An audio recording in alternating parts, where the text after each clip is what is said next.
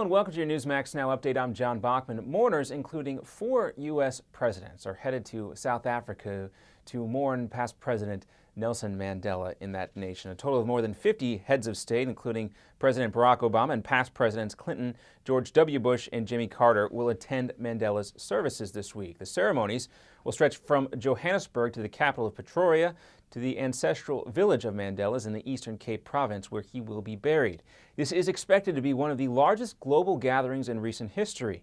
Soldiers, the Air Force, National and City Police are all expected to be deployed to ensure security for the high profile and massive crowds expected. We believe that probably 1 billion people will be watching how South Africa will perform. Meanwhile, back in the U.S., Vice President Joe Biden will be taking over for President Obama in his duties in Washington. That includes playing host to Congress's annual holiday ball. And a stretch of bad weather in the Northeast has caused a lot of problems and some fatal accidents down in Texas. That weather has canceled more than 2,500 flights over the weekend. It also caused additional delays and cancellations on Monday throughout the country. Heavy snow piled up in Pennsylvania, slowing down drivers and sending cars off the roads there. More than 8 inches fell near Philadelphia, causing headaches for this motorist. The storm just came out of nowhere. It just hit us, honestly. And all of a sudden, just bam, hit us, and then I'm slipping and sliding. Now, these storms are also to blame for a 10-car pileup that shut down parts of Interstate 10 in Texas for more than 24 hours over the weekend. That crash also claimed the lives of 2 people.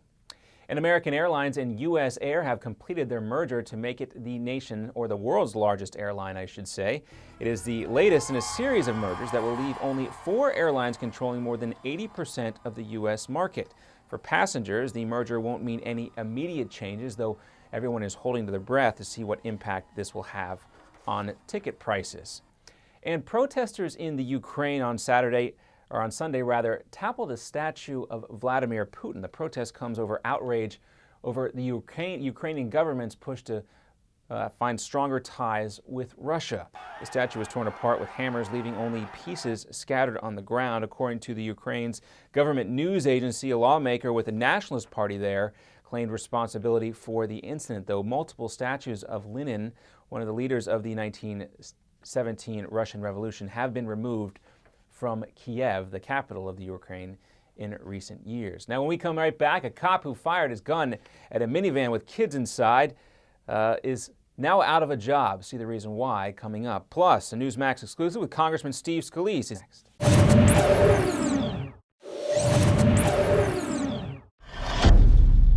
And that New Mexico State police officer who fired his weapon at a minivan full of children has now been fired. The shooting was caught on dash cam video.